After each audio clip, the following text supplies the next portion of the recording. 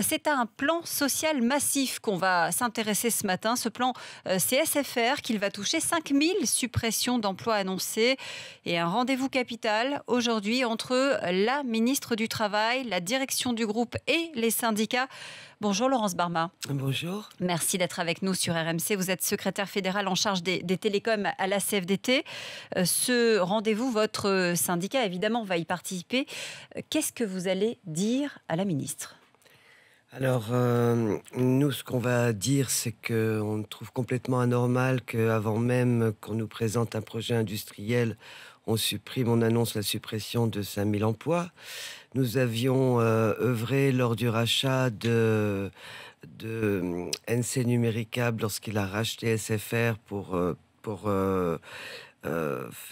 signer un accord permettant la pérennité des emplois de l'entreprise SFR. D'ailleurs, oui, en 2014, effectivement, le PDG du groupe, Patrick Drahi, avait promis effectivement de maintenir l'emploi pendant 3 ans. À l'époque, c'était le rachat de SFR par Altis. Non, de Altis par SFR. Oui, tout à fait. Et il avait d'ailleurs dit qu'il n'y avait pas de doublon, qu'il y avait un beau projet industriel.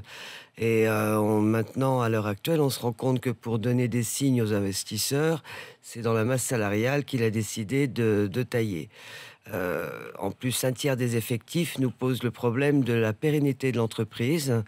Qu'est-ce qui va se passer Vous pensez que ça met en danger l'entreprise, la survie même de l'entreprise ? Tout à fait. On se demande comment l'entreprise, dans les télécoms, qui sont un secteur en croissance d'activité, avec le numérique, avec le développement de la 4G, de la fibre, on se demande comment les salariés vont pouvoir travailler en coupant un tiers des effectifs. Bouygues, Orange ont aussi taillé dans les effectifs d'une autre manière. Il y a eu des départs volontaires à la retraite. Est-ce que c'est une réorganisation dans les télécoms qui est en cours aujourd'hui ? Alors, c'est sûr que l'arrivée du 4e opérateur Free a troublé les télécoms. Mais Orange n'a pas fait de PSE. C'est un départ. Il y a 100 000 salariés chez Orange. Hein.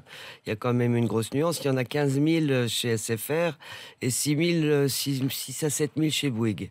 Ce qui fait quand même des grosses différences de taille d'entreprise.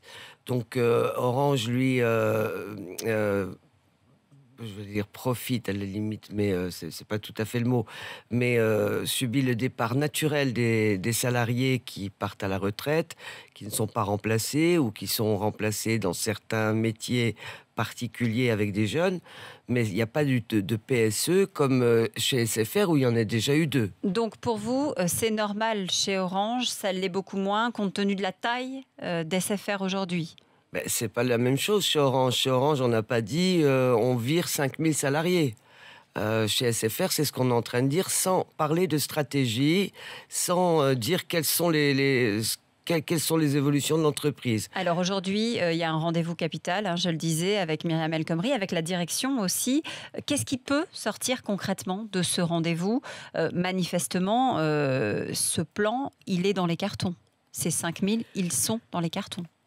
Nous pensons que oui, ils sont dans les cartons. Ce qui peut sortir, c'est ce qu'on peut espérer du gouvernement, c'est que nous, on n'a pas l'intention, on va essayer de minimiser ce chiffre de 5000, faire en sorte qu'il y ait moins de salariés qui soient licenciés.